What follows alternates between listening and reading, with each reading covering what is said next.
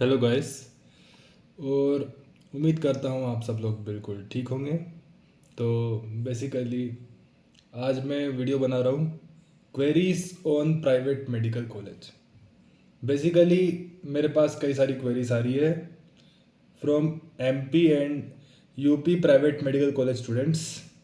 जैसे मतलब अपने वेरियस यूनिवर्सिटीज़ हो गई, जैसे एलएन आरकेडीएफ, उन यूनिवर्सिटीज़ से जो एमपी में है, और यूपी से भी कई ऐसे कॉलेजेस हैं जैसे सुभारती, राजश्री वगैरह वगैरह। तो कई क्वेरीज मेरे को आई है, उन सब का आंसर मैं आपको इस वीडियो में डेफिनेटली करूँगा। तो क्वेरी बाय क्वेरी चलते आएंगे और हम उसका आंसर भी डिस्कस करेंगे बिल्कुल। सो बेसिकली जो पहली क्वेरी आई थी वो बड़ी इंटरेस्टिंग क्वेरी थी, और ये क्वेरी हमने भी एक्सपीरियंस की है कि सबसे पहला होता है हॉस्टलर्स और day scholars, who is the best. बहुत सारे लोग इसमें कंफ्यूज रहते हैं, हॉस्टलर्स और डे स्कॉलर्स में कौन मतलब बेस्ट होता है, किसको हम प्रिफर करें। तो अगर आपका घर आसपास ही पड़ता है तो मैं डेफिनेटली आपको यही बोलूँगा कि day scholar will be the best option. But to be honest अगर मैं बोलूँ तो हॉस्टलर्स आर वेरी नाइस। मैं ये नहीं बोल रहा कि मतलब हॉस्टलर्स ही बनना है आपको। अगर आपका घर पास में तो definitely you will prefer day scholar and you should prefer. But hostellers का ऐसा होता है कि उनके बीच यूनिटी काफ़ी अच्छी होती है, उनके इंटरेक्शन फ्रिक्वेंटली होते हैं आपस में। रूम दर रूम एक दूसरे के रूम में जाओ, एक दूसरे के रूम में बैठ जाओ, रूममेट्स में ट्यूनिंग, और आपस में इंटरबेच और इंट्राबेच इंटरेक्शंस जो हैं वो हॉस्टलर्स के ज़्यादा फ्रिक्वेंट होते हैं as compare to day scholars. Day scholars को तो पता भी नहीं होता है कि मतलब कौन आ जा रहा है। तो वही वाली बात होती है कि हॉस्टलर्स जो होते हैं वो आपका पर्सनल डेवलपमेंट में भी और हेल्प करते हैं, और भी बहुत सारी चीज़ों में हेल्प करते हैं। तो कोई भी आपकी प्रॉब्लम हुई, आप अपने किसी भी मतलब दोस्त को सुना दो और मतलब आपका काम हो जाता है। एंड सेकंड थिंग इज़ कि एक और मतलब आया क्वेरी कि हम एकेडमिक लाइफ और अपनी जो इन्जॉय लाइफ होती है कॉलेज की, उसमें हम बैलेंस कैसे करें। कई ओरिएंटेशन सेशंस में ऐसा भी बोलते हैं कि आप 5 to 6 आवर्स डेली पढ़ाई करो, आप मतलब 6 to 7 आवर्स करो, वगैरह वगैरह चीज़ें बोलते रहते हैं। बट ऐसा करने की बिल्कुल भी ज़रूरत नहीं है।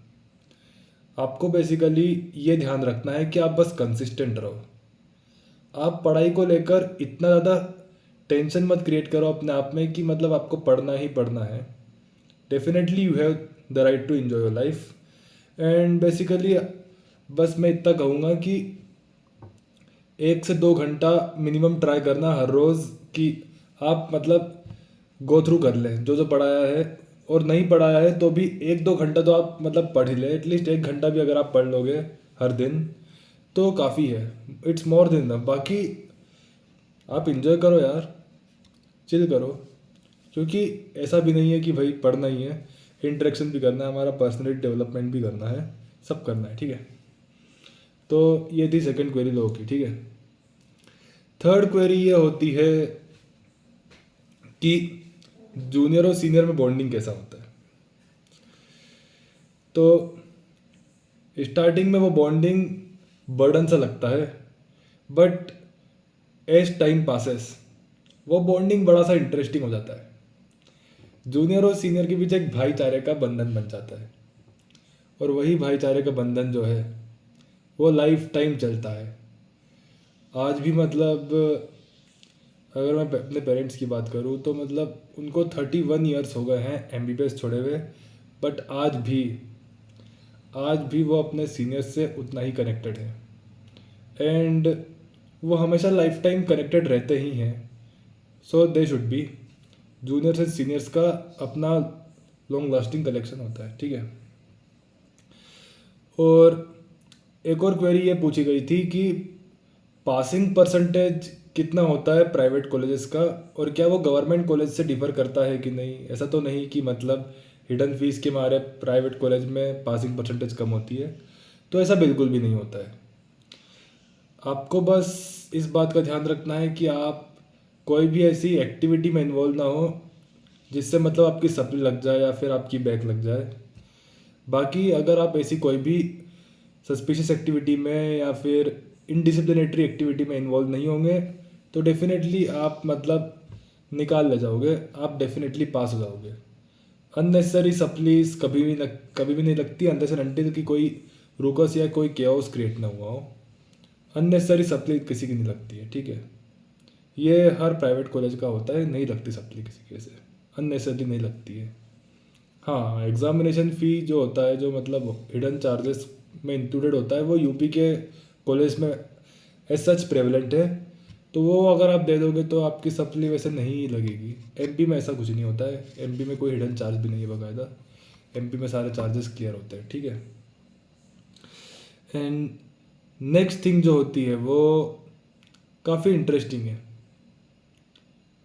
कि जैसे मतलब हम पर्सनल एंगल से देखते लोगों के कि क्या मतलब कैन वी फॉर्म रिलेशनशिप्स। ये लोगों का एक बहुत पर्सनल पॉइंट ऑफ व्यू से क्वेश्चन होता है। डेफिनेटली यू कैन फॉर्म, और इसमें कोई दिक्कत भी नहीं है। बस वही बोलूँगा कि पंगे मत पाल लेना, और आप अगर चिल रहो, अपने दोस्तों के साथ कनेक्टेड रहो। और अगर आप पढ़ाई करते रहोगे और कोई चीज़ अगर आपके पढ़ाई के आड़े नहीं आ रही है तो that thing is not bad. Obviously मेरे बैचमेट्स में भी है और definitely they are going good, all good, कोई दिक्कत नहीं बात में। 7 डाउट जो पूछा था कि कौन कौन सी बुक्स हमें फॉलो करनी चाहिए और क्या हमें नोट्स पढ़ने चाहिए या नहीं पढ़ने चाहिए। So basically the thing is कि नोट्स जो है वो डेफिनेटली अगर आपको लग रहा है तो आप फॉलो कर लो। जैसे मतलब फिजियो के एडू क्लब के नोट्स होते हैं, बट एडू क्लब के नोट्स का लैंग्वेज काफ़ी टफ होता है, तो उससे अच्छा तो मैं यही बोलूँगा कि आप सेम्बू से भी पढ़ लो तो बहुत है। बाकी अगर आपको नोट्स से कंफर्टेबल लग रहा है तो you can prefer notes. NRP में तो मोस्ट लोग जौहरी बोलते हैं, तो जौहरी के नोट्स आप पढ़ सकते हो, ऐसा कुछ भी नहीं है। और बाकी कौन कौन सी बुक्स आपको पढ़नी चाहिए या नहीं पढ़नी चाहिए उसके लिए मैंने एक शॉर्ट्स में वीडियो बना रखा है, आप बिल्कुल उस वीडियो को रिकमेंड करें, आपको पता चल जाएगा कि कौन कौन सी बुक्स पढ़नी चाहिए। और definitely most of the colleges में वो बुक्स चलती भी है। हाँ, कई कई बायोकेम की बुक्स का थोड़ा सा कॉन्ट्रडिक्शन रहता है कि जैसे कई कई पंकजा बोल दिया, कई कई मतलब सत्यनारायण चल रहा है, तो मतलब कहीं कहीं रहता है कंट्रोवर्सी। बाकी मैं तो यही बोलूँगा कि आप वासुदेवन फॉलो करें, that will be more better for you. And if Vasudevan अगर आपसे फॉलो नहीं होती, क्योंकि बहुत टफ भी होता है उसको फॉलो करना, then I have an interesting opinion for you. आप प्रसाद बुक जो होती, प्रसाद बुक, जिसका मतलब 7th एडिशन जो है वो मतलब हमारी बैच में लॉन्च हुआ था, मतलब 7th एडिशन उस टाइम था, और 23 में मतलब उसका 6th एडिशन लॉन्च हुआ था, तो मतलब आप प्रसाद से भी पढ़ सकते हो। Prasad book is the very easiest book for biochem. उससे पढ़कर बायोकेम काफ़ी इजी लगने लगती है, काफ़ी मतलब बायोकेम में आप स्कोर अच्छा कर सकते हो, और पास तो कोई भी हो जाएगा प्रसाद बुक को पढ़कर। आप जाम्बुलकर भी प्रेफर कर सकते हो, जाम्बुलकर के तो बहुत अच्छे नोट्स दे रखे होते हैं, इन डेप्थ मतलब कॉन्सेप्ट भी वो कवर करते हैं। उनके लेक्चर्स और उनके नोट्स अगर किसी ने पढ़े हैं तो मजाल है कि कोई बायोकेम में फेल भी हो सकता है। मुझे तो नहीं लगता कि कोई बायोकेम में उनको फॉलो करके कोई फेल भी होगा। बाकी कौन कौन सी बुक्स पढ़नी होती है वो मैंने बता रखा है अपने शॉर्ट सेक्शन में, आप वहाँ भी वीडियो देख लोगे तो आपको समझ में आ जाएगा। और बाकी जो मतलब काफ़ी चीज़ें मतलब यहाँ पे कॉमन रहती है। और एक और क्वेरी भी आई कि अटेंडेंस का लेकर क्या सीन होता है। तो अटेंडेंस का लेकर तो मैं यही बोलूँगा कि प्राइवेट मेडिकल कॉलेजेस में ज़्यादा स्ट्रिक्ट अटेंडेंस रहती है as compare to government medical colleges. तो प्राइवेट मेडिकल कॉलेजेस में आपको अटेंडेंस का भी बहुत ज़्यादा ध्यान रखना पड़ता है। एनी हाउ आपको अटेंडेंस जो है वो एक सर्टेन लेवल तक मेंटेन करके रखनी पड़ती है। जैसे कि मतलब most of the medical colleges में जैसे लेक्चर अटेंडेंस होता है 75% मेंटेन करके चलना पड़ जाता है, और उससे कम अगर हुआ तो डिटेन होने के चांसेस रहते हैं हमेशा। तो मैं नहीं चाहूँगा कि आप उस सूची में हो कि आप डिटेन हो जाओ अटेंडेंस की वजह से। तो 75% के ऊपर तो ऑलवेज मेंटेन करके चलना ही होता है आपको। प्रैक्टिकल में ऐसा बोलते हैं कि 80% मेंटेन करके चलना होता है। और भी कई सारे मेडिकल कॉलेजेस में मतलब वेरियस डिफ़र करता है कि मतलब क्या होता है, कई कई जगह 70-75 पर भी क्राइटेरिया होता है। मतलब बहुत वेरी करता है, और एमपी और यूपी में तो डेफिनेटली वेरी करता है क्राइटेरिया। तो मैं यही बोलूँगा कि आप अपने सीनियर से पूछ ले कि मतलब क्या क्राइटेरिया है एक्चुअल में अटेंडेंस का, ठीक है। तो अटेंडेंस तो डेफिनेटली आपको करनी पड़ती है। देन फैकल्टीज़ के बारे में पूछा था कि फैकल्टीज़ का सपोर्ट कितना मिलता है। तो डेफिनेटली फैकल्टीज़ का सपोर्ट आपको मिलता है। अगर आपका बैच अच्छा है, वेल डिसिप्लिन्ड है, वेल ग्रूम्ड, और सारे रूल्स एंड रेगुलेशंस का अगर आप फॉलो करोगे तो फैकल्टीज़ का भी सपोर्ट आपको मिलता है।